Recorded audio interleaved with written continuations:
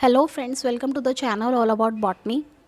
सो अब तक हमने क्या पढ़ लिया? अब तक हमने ये पढ़ लिया जो करेक्टर्स है वो एक जनरेशन से दूसरे जनरेशन में पास्ट होते हैं थ्रू गैमेट्स, ठीक है, with the help of factors in the form of factors के फॉर्म में। सो मेंडल ने बोला फैक्टर्स के फॉर्म में होते हैं, ठीक है, ओके। तो फैक्टर्स ये है कहाँ पे? सबको पता है जो ऑर्गेनिजम्स की बॉडी होती है वो किससे बनी होती है? सेल से बनी होती है। तो सेल में ये फैक्टर्स है कहाँ पे? सो मेंडल जो है इसका फिजिकल एग्जिस्टेंस नहीं दे पाया था फैक्टर्स का। उसने बोला कि हाँ भाई कुछ तो डिवाइड हो रहा है, फैक्टर्स के पास इंफॉर्मेशन है, ट्रेट्स होते हैं, है कहाँ पे, लेकिन ये फिजिकल प्रूफ जो है वो मेंडल नहीं दे पाया था, ठीक है। नाउ रीबर्थ हुआ जेनेटिक्स का बिकॉज मेंडल डाइट।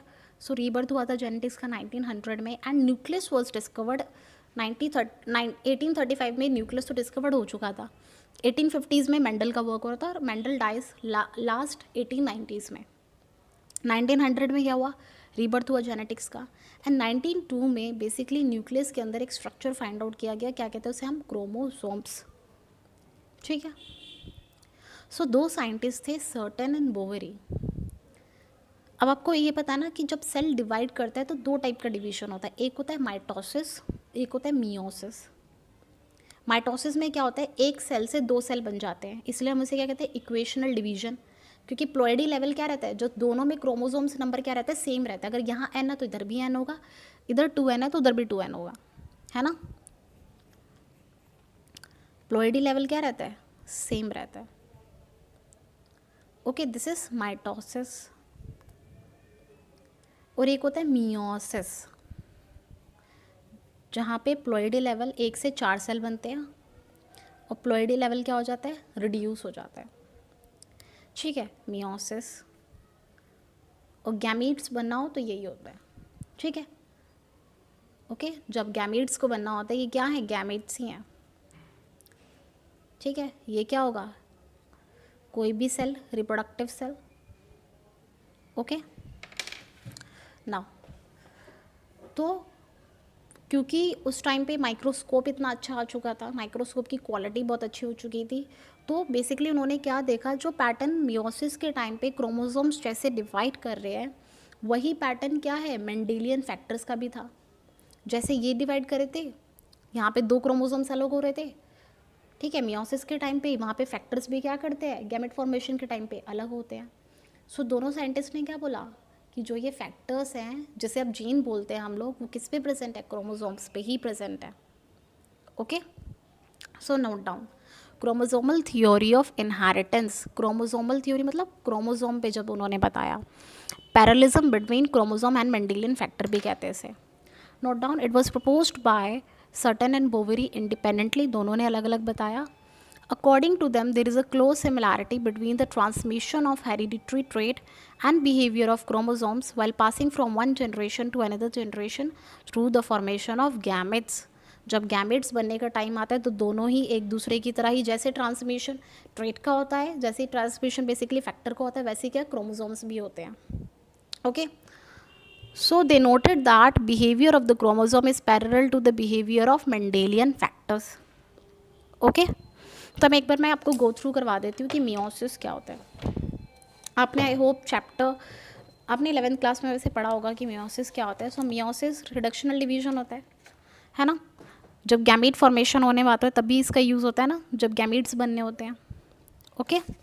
सो देखो मियोसिस में दो स्टेप होते हैं, होता है मियोसिस 1 और मियोसिस 2, ठीक है। और मियोसिस 1 में भी 4 होते हैं, प्रोफेज, मेटाफेज, एनाफेज और टीलोफेज। ऐसे मियोसिस 2 में भी होंगे प्रोफेज, एनाफेज, मेटाफेज और टीलोफेज, ठीक है।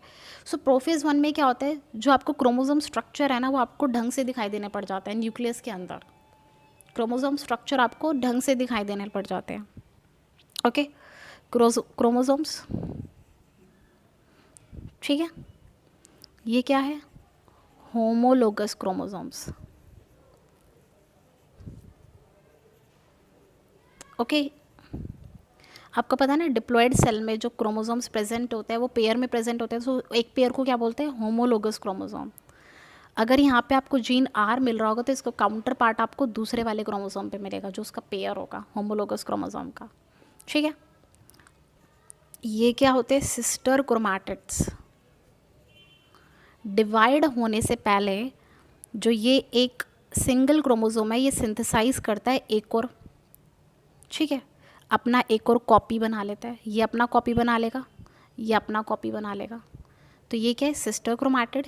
ये दोनों जो आर्म होंगे ये क्या कहलाएंगे, सिस्टर क्रोमैटिड। और ये दोनों क्या कहलाएंगे, नॉन सिस्टर क्रोमैटिड या फिर होमोलोगस क्रोमोसोम कह दो आप। ओके, सो आपने क्या देखा कि प्रोफेज में आपको क्रोमोसोम स्ट्रक्चर ढंग से दिखाई देने पड़ जाते हैं कि क्रोमोसोम स्ट्रक्चर कैसा होता है।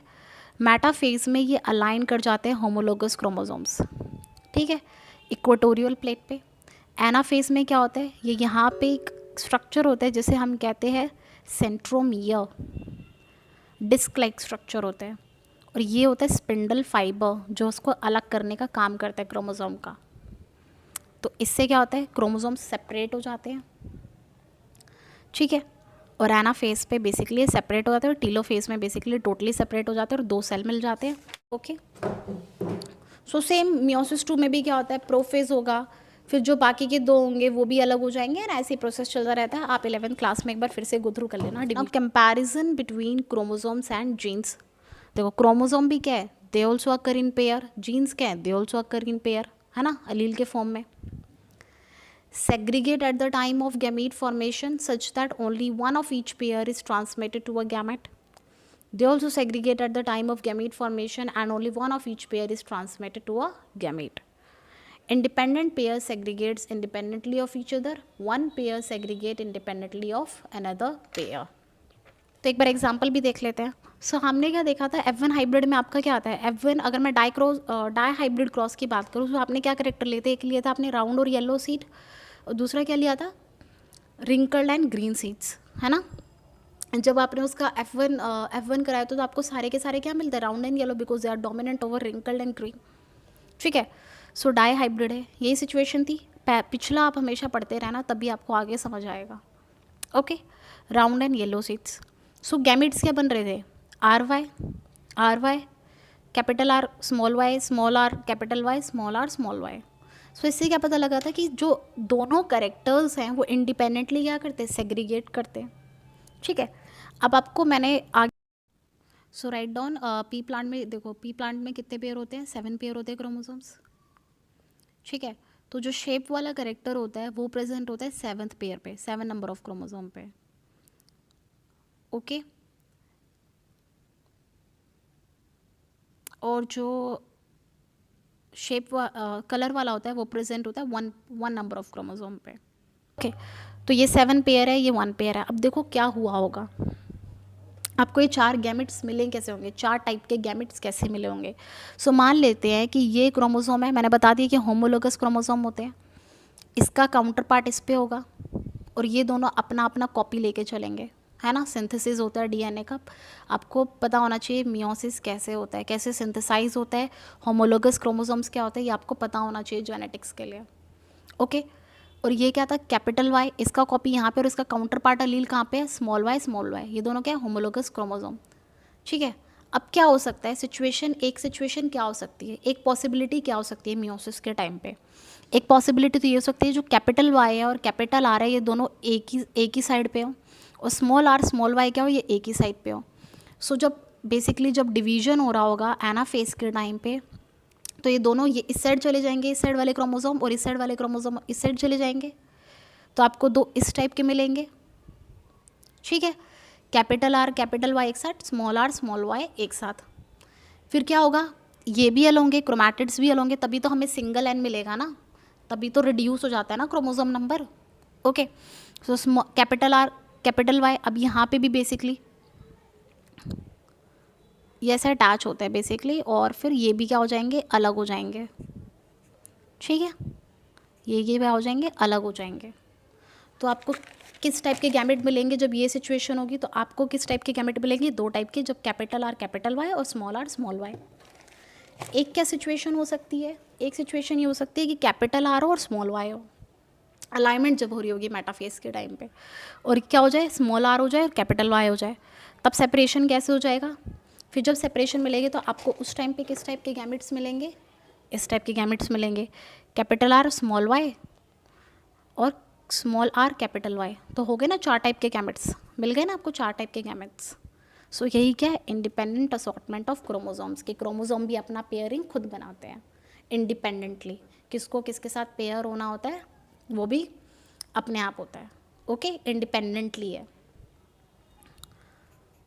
आई होप आपको यहाँ तक समझ आया होगा कि कैसे सटन एंड बोवेरी ने बताया जो जीन्स है वो क्रोमोसोम पे है, और जो क्रोमोसोम बिहेवियर शो करते हैं वही जीन शो करते हैं, okay. Now write down some salient features of chromosomal theory of inheritance.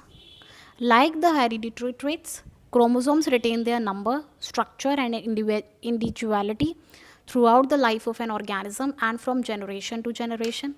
भाई जो क्रोमोसोम का नंबर रहेगा 2n वो फिर से वही रहेगा, जैसा शेप है वही रहेगा जैसा एलील्स में होता है, ठीक है। The two neither get lost or nor mixed up, they behave as a unit. Okay, both the chromosomes as well as genes occur in pair in somatic and diploid cell. The two allele of a gene pair are located on homologous sites on homologous chromosomes. True? दोनों gene homologous chromosomes homologous sites पे होंगे, एक ही जगह पे होंगे, अगर ये है तो ये भी इधर होगा.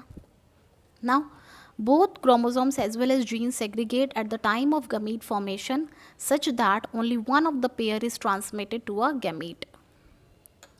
है ना भाई, दोनों ही सेग्रीगेट करते हैं गैमीट फॉर्मेशन के टाइम पे, और दोनों में ही क्या होगा, देखो जब टी होगा तो गैमीट्स इस टाइप के बनेंगे, और ऐसी ये भी ऐसे ही हो रहा होगा, है ना, या तो टी मिलेगा या तो टी मिलेगा जब गैमीट्स बन रहे होंगे, okay. A gamete contain only one chromosome of a type and one of the two Aleel of a trait. True. The paired condition of both chromosomes as well as Mendelian factor is restored during fertilization. Okay, जब fertilisation हो जाएगा तो फिर से क्या हो जाएगा, जब ये इससे फर्टिलाइज कर जाएगा फिर से वो कंडीशन क्या हो जाएगी, रिस्टोर्ड हो जाएगी. ऐसी क्रोमोसोम की भी बात है. Thus, homologous chromosomes synapse during meiosis and segregate independently into different cells, which establishes the quantitative basis for segregation and independent assortment of hereditary factor. जो हमने पढ़ा है वो यही लिखा हुआ है कि कैसे homologous chromosomes एक साथ आ जाते हैं और फिर ये कैसे independently क्या करते हैं, segregate करते हैं, ओके.